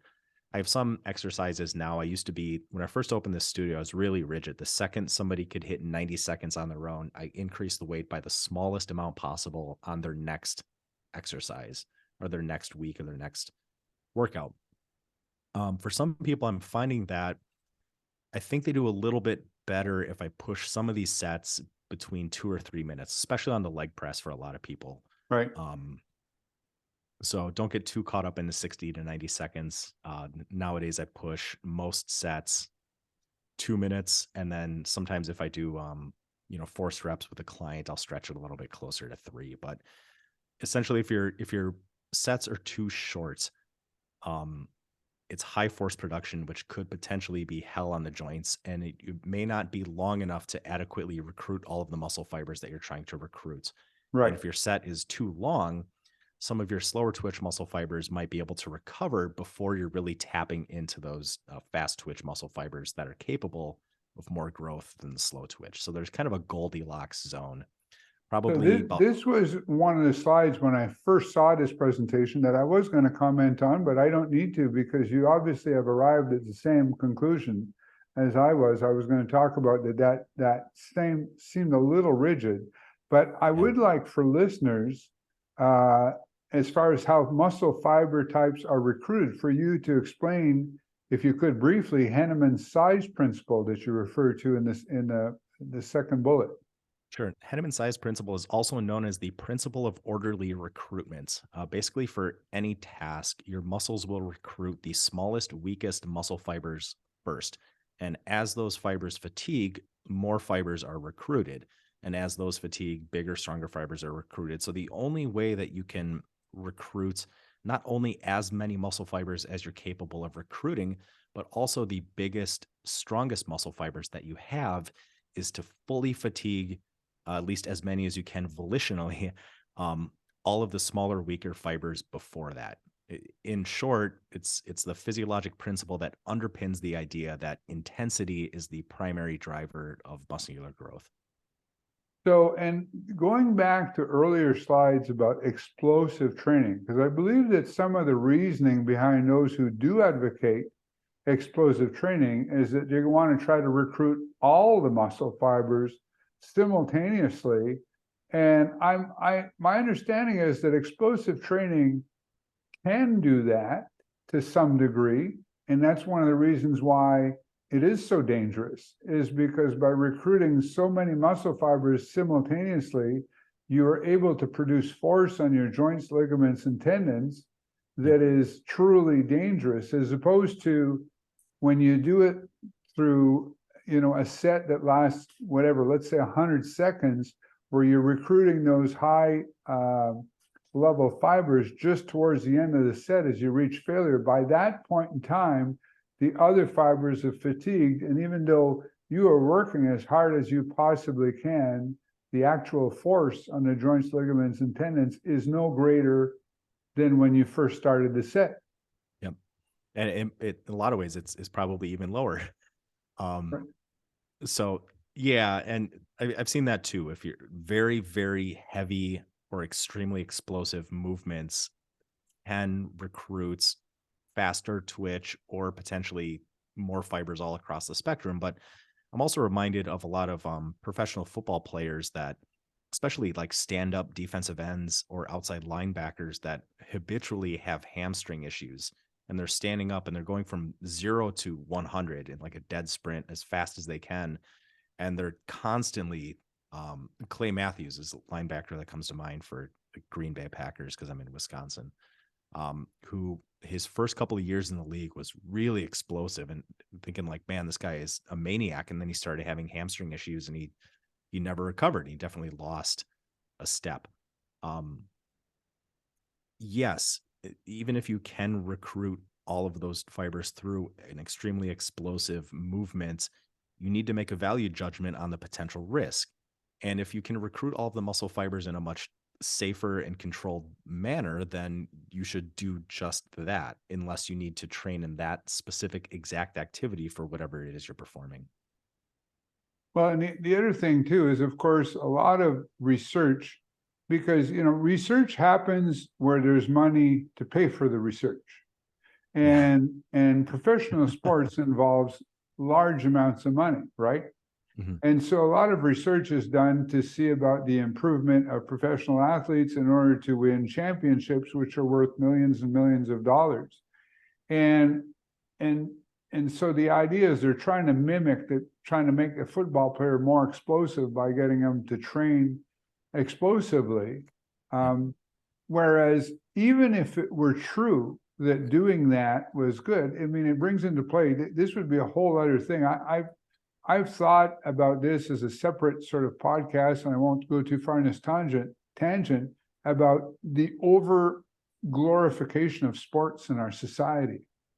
and how while there are some positive aspects, teamworks and overcoming adversity and strategic thinking on all these things, that sports in general has large detrimental effects on individuals and society as a whole. And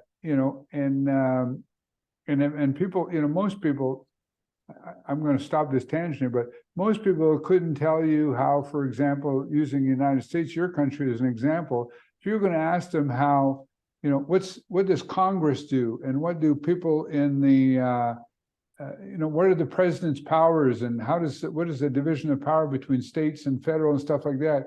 They couldn't tell you, but they'll tell you all about football and baseball, and they'll quote you statistics all over the place.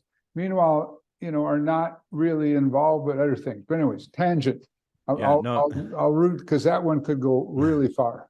You're good. You wouldn't think there'd be so much money in people carrying a pig bladder down a cow pasture and kicking it through some plumbing. Yeah, there's big money in it. Yeah.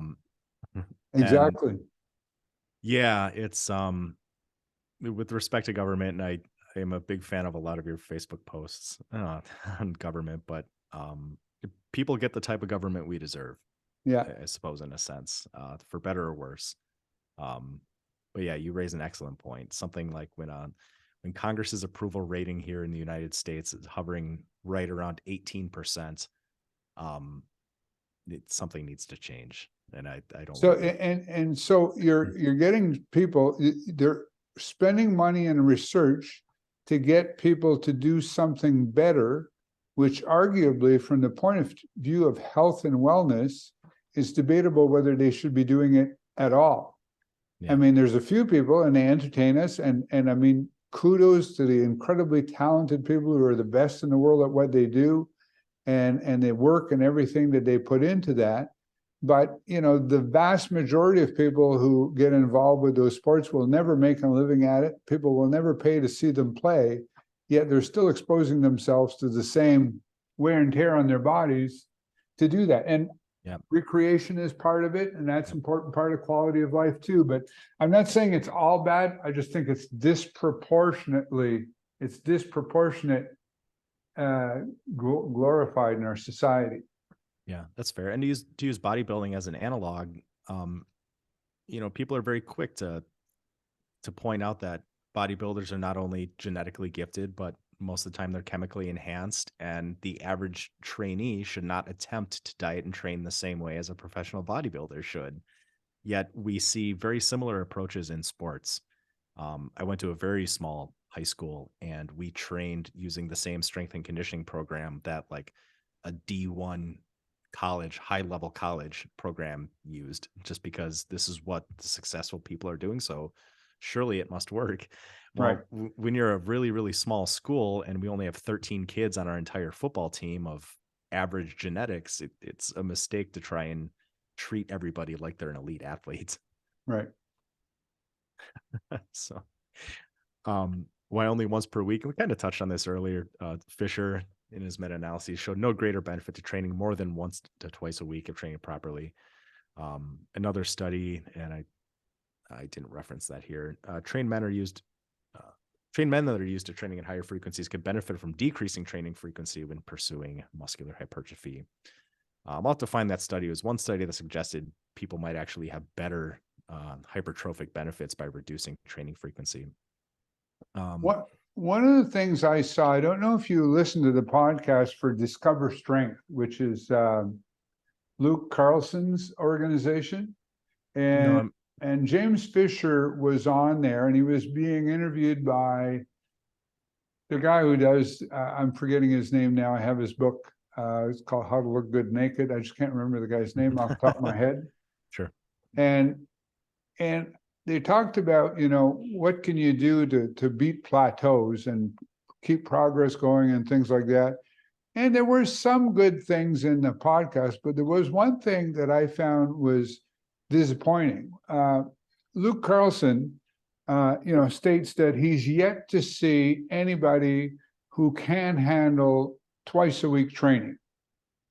And he didn't necessarily state that twice a week was superior to once a week, but that people could handle twice a week. And I do think there's suspect that there may be benefits to greater frequency from the point of view of things like myokines and things like that, and exposing ourselves to that more often. But later on in the interview, James Fisher, sorry, I got to call it like I see it, saying, even if once was better, is that a good business model? And I was disappointed to hear that, because, what if you went to the point where, once every 2 weeks was better, or whatever? And he says, is that a very good business model? And I thought, well, that should be irrelevant in a scientific discussion as to whether or not one methodology is better or not. I have clients who, for various reasons, are coming once every 2 weeks. Yep. Is it optimal? No, I don't think it's optimal. I think they could benefit from greater frequency than that. But guess what? Every time they come, I add a little more weight and they get a little bit stronger. And I'm convinced that the difference between coming every 2 weeks, or even I have one client who sometimes comes every other month, because he's very haphazard, I still think there's huge benefit to be had from even that low frequency. Optimal, no, but I just, when I heard them say, if once is better, is that a good business model? I was kind of disappointed to hear that, because I thought that was irrelevant. Yeah, I agree. It's irrelevant. At the same time, like, it depends on how you view it. So I know if I had people come in twice a week, assuming they wanted to, like, sure, I suppose I could look at it like I'm getting 2 sessions a week out of a person now, so I'm getting twice as much money from a person. But at the same time, once a week is still just that one time slot, and I still have the other time slot available. Right. So, like, in that regard, it's no different. I mean, there's the opportunity cost if I'm not filling that time slot with somebody else, but um I think in a lot of ways it's more advantageous as a marketing and business point of view if it's only once a week or so. And kind of the same thing here. I have a couple of clients that only come in every other week, and sometimes, how it is with cancellations and people getting sick and vacations and stuff, they'll come in every 3 weeks sometimes. And if they're making progress, then, like, I'm happy as hell for them, because that's the goal and that's what I'm being paid for. Not to arbitrarily put them on, some frequency, for one reason or another. Um, and there's a tendency in human nature. You've probably heard the old adage, don't let the perfect be the destroyer of the good. Right. Right. And especially within the hit camp, sometimes we try and optimize everything down to what is perfect. And if it's not exactly perfect, to some people in the hit camp, it's not acceptable, especially in terms of like exercise execution. Right. Now, like, as an example, I make sure all my clients have really slow turnarounds in their exercise, but some of the repetition speed, especially in the midpoint, would probably surprise a lot of people. There'd probably be a lot of people in the hit camp that would be like, yeah, they're going too fast. But the turnarounds are controlled. And the clients that do that, maybe it's some of the people I've had, maybe you've experienced this as well. I think some people really struggled with the motor skill of moving a weight relatively slowly. Right. Yeah. So I have some people that are closer to like a 4-second cadence. And a lot of that speed is 1 to 2 seconds on the turnaround. It gets a little bit faster. And then near the extreme point, it's another 1 to 2 seconds plus having a really slow turnaround. But I know to a lot of people that would be unacceptable. But strength training is one of those things that it's so good. It is so beneficial that even when it's not being done very well, it can still produce profound positive results, even when done poorly. Yeah, exactly. And the other thing too, and I couldn't agree more. There's 2 things that come to mind. I'm grateful for the people who have these ultra high standards, because I think that sets the bar. And I'm reminded of, when I used to work in a corporate world, and we had a dress code, and I was the manager, and a dress code was for men, suit and tie, right? If I dressed down to a golf shirt, if I just didn't wear a tie, then people would go down to golf shirts. If I wore a golf shirts, they would go down to t-shirts. So I'm grateful for the people who set the bar super high, while at the same time agreeing with what you're saying. Because the other thing too is they're perfecting the stimulus, if you will, trying to go for a perfect stimulus, when in fact, how much sleep somebody gets in between workout, to just name one variable, likely has a much bigger impact on results than how perfect the stimulus is, right? A mediocre stimulus that's still sufficient to be a stimulus for somebody who sleeps 9 hours a night, compared to somebody who does perfect stimulus and somebody who sleeps 6.5 hours a night, might even be worse. Because that would create a greater inroad and harder to recover from, and without the proper sleep, not even talking about nutrition, all those other things. So let's maybe move to a couple more. Sure. Full body. Okay. I should probably clarify my last point. That's saying I still try and move people towards that point of what I believe to be more ideal, but I'm more willing to let some of those things slide if I don't think it's a material danger to their exercise performance. But over time, every week, I try and make it just a little bit better, a little bit better, a little bit better. Full body, it's a starting point from which we'll make adjustments. So Big Five is a term by Doug McGough: a horizontal push and pull, a vertical push and pull, and some kind of compound leg movement or hip hinging movement. It's a starting point that I use for most people. And then sometimes I'll, depending on their needs, if they have some kind of chronic health condition, some kind of factor that limits what exercises they can do, then I'll start differentiating based on their needs or sometimes their personal preferences. Some people just don't like an overhead press, so we'll do lateral raises instead. There's a million ways to skin a cat. So what's MJ and SJ? Multi-joint and single joint exercises. Right. So I forget where that quote is coming from, but basically you don't need to do a lot of what's conventionally called isolation exercises. Those smaller muscle groups are basically covered with compound pushing and pulling movements. Okay. If a client does, in rare occasion, want to come in 2 or more times a week, I'll usually split them to an upper lower split or a push pull legs. But most people I have are very happy to only come in once a week. Kind of what I was touching on earlier. Every trainer has a tremendous ethical obligation to keep abreast on the emerging science and update their training philosophy accordingly. It's unethical to prescribe a more dangerous movement when a safer and equally effective movement is available. And I mentioned my belief about especially loaded barbells, but it applies with dumbbells too. I will not load a direct weight over somebody's head, neck, or spine unless they're like safeties in place. You know, if you're doing like a bench press, so where the bar won't come crashing down on your head or neck. But that's kind of underpinned why I don't like CrossFit, kettlebell swings, powerlifting. And nobody should train using this methodology outside of preparing for that specific task. If you want to be sorry, go ahead. Let me finish your thought. I was just say, if you want to be a power lifter, or if you want to do powerlifting, you have to train powerlifting. And same with Olympic lifts or CrossFit competitions, stuff like that. I have very mixed feeling. I personally wouldn't get clients to do it. I know some people say it with deadlifts and squats. I just think that it's an activity that, even if done perfectly, creates compression on the spine, which cumulatively I don't think is good. Or if you do it incorrectly, and a lot of people do it incorrectly, a lot of people don't have the right body dynamics to do it properly.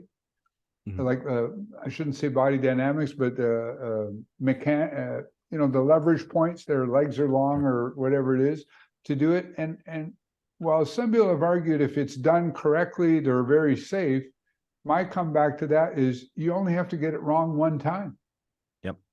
Right? You just, you could be doing a deadlift and accidentally load more weight on one side of the plate than the other, or not have your feet positioned right, or something like that, or not pay attention for a second. And I'm not comfortable with those two movements. I know they're extremely demanding and extremely productive for a lot of people, but I think, for example, that things like with time static contraction, or even just a body weight squat done sufficiently slowly and properly, can be excruciatingly hard without the need to put a couple 100 pounds across your shoulders. But Yep. that's Agreed. me.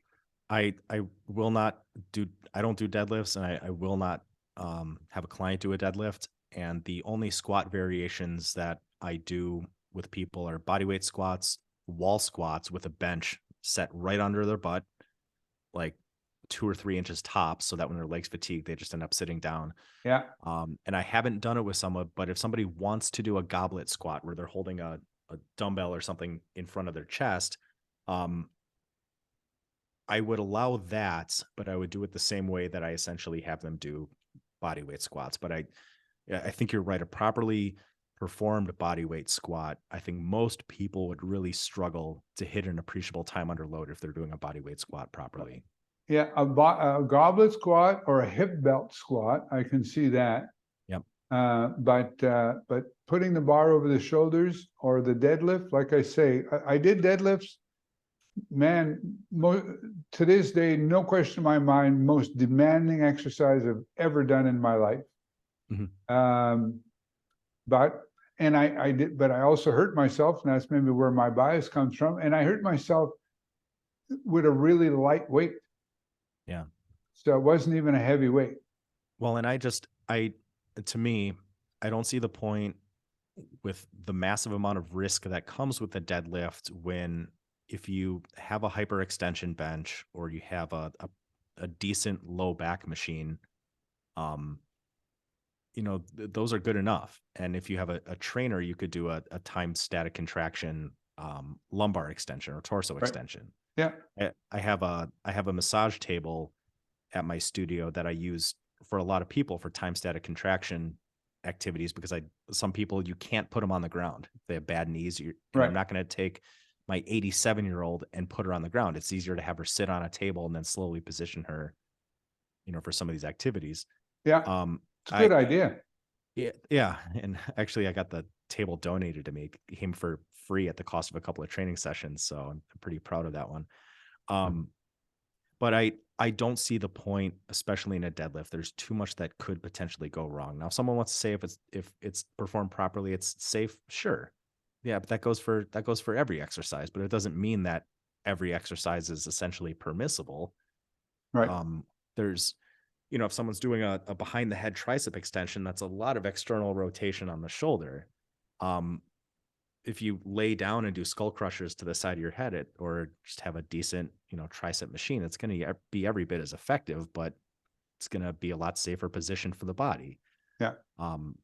So yeah, I'm with you on that one. I don't do deadlifts. I don't recommend deadlifts, and the squat variations that I recommend are very limited. Yeah.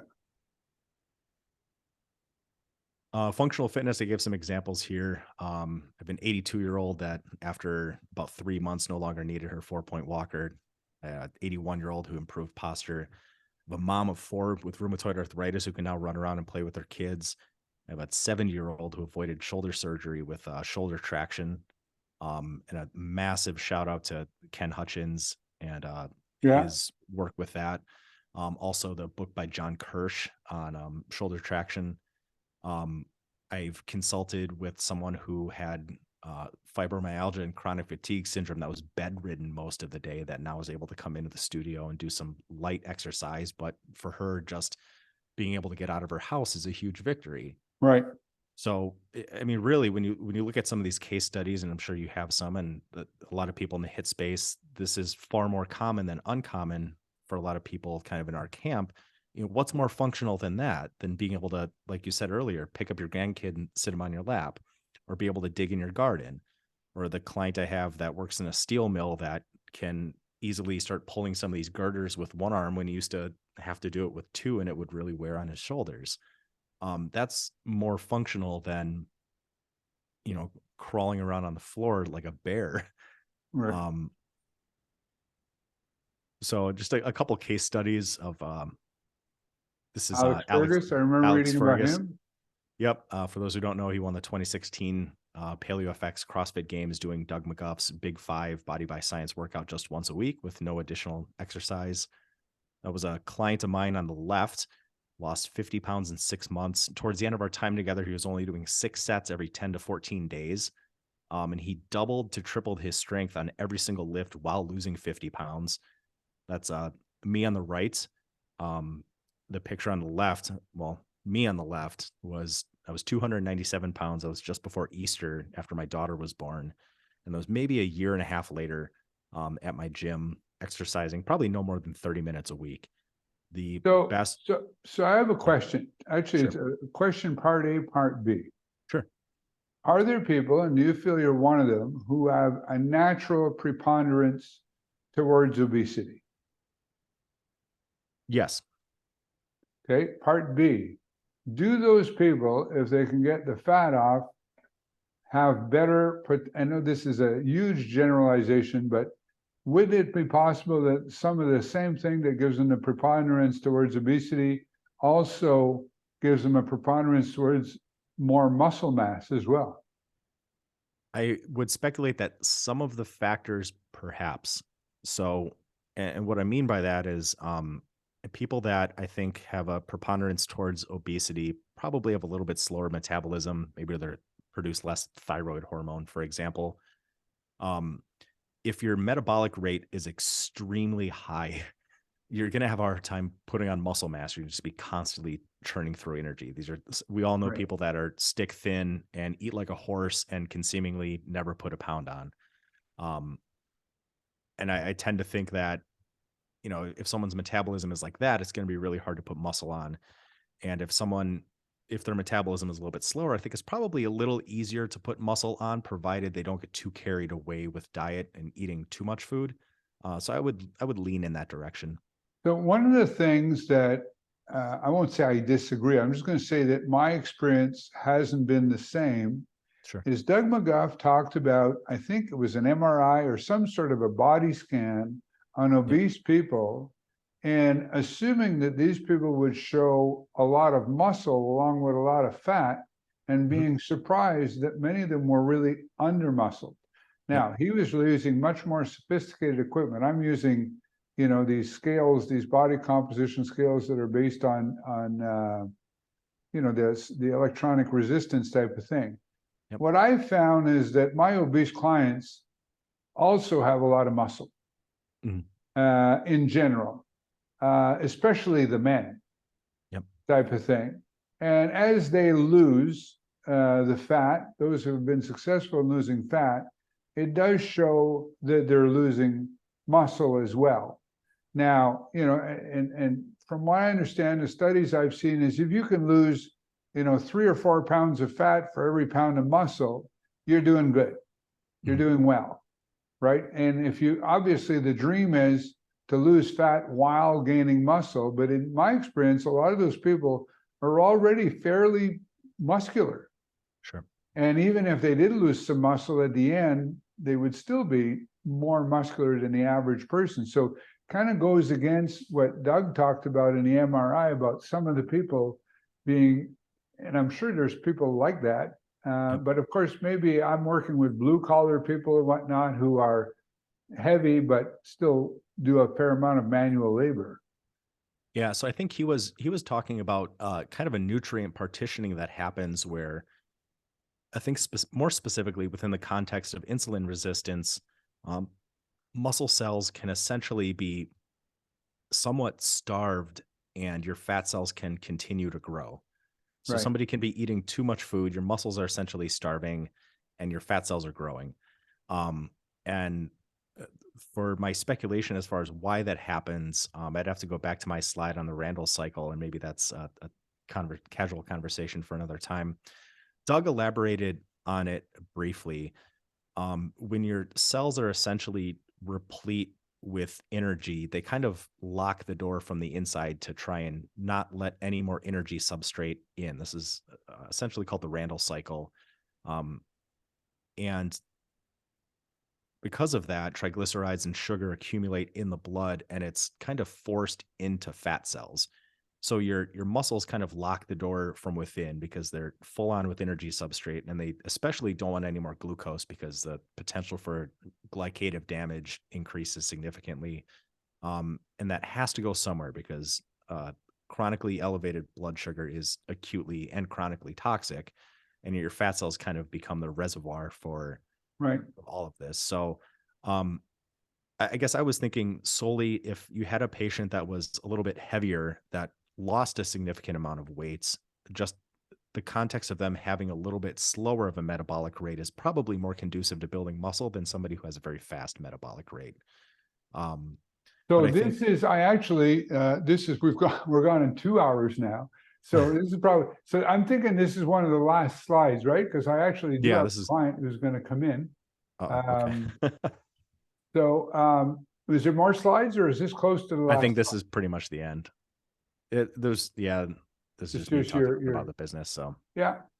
Yeah, so, and I will share that and I will go to the YouTube and get all that information. But this has been a lot of fun. You and I'm sure we could do several of these and not run out of things to talk about. And I am really looking forward to seeing your results in your upcoming bodybuilding contest. Are you also, do you have a posing coach? Is Jonathan helping you with that as well? yeah, we're not handling posing yet. Maybe 4 to 6 weeks out, we'll start posing because, as you know, as your body changes, how you hold poses feels different. So if you're posing when you're too fat, you're going to be practicing a completely different skill. Do you have an idea of your body fat percentage today? I always find like when I listen, I look at um, Drew's leanness and the fat that he's reporting based on his things, and I look at mine and what I see on my scale, and somebody's measuring tool is off. Yeah. Because I Yeah. think anything below 10 is really low, and reports that you hear about people at 4 and 5. And maybe that's age too, because when you get older, you also have more fat around your organs and things like Yep. that. So, Yeah, I have a scale that shoots the electric current and approximates muscle mass and body fat, but and just with hydration, you can fudge that number a couple sure. percentage points each way. So I'm taking progress photos every week. Um, and the scale is moving in the right direction. At this point in time, that's all I really care about. If I had to guess, between 15 and 20%. Okay. So But just November, what's the date? so it's 13 weeks from let's see, today's the 18th, but this will be a while before its video premieres. So November 18th for whenever people watch this. And so I'm a little over 13 weeks away. Okay, cool. So what We're what being what's your guess? What weight will you be? I well, know it's not about weight, but what would you, do you yeah, have a guess as to what weight you'll be? I had a DEXA scan years ago. If I had 0% body fat, I'd be at 188 pounds. So probably between 200 and 210 on the day of the show. I'm 5'11". Um, but it really, even taking measurements doesn't matter now because until my body fat is relatively low, those measurements will change. Right, right. So much of what I'm doing now is just based on the mirror. Well, I wish you the best of luck, Thank and you. I will look forward to seeing your results. I'm going to let you go for now because I have to get ready for my client. Sorry for the tangents, but anyways, it was a lot of fun. It was great talking to you. Push them really hard for me. Make them do 4 reps. All right, take care. Bye for now. You too. Bye.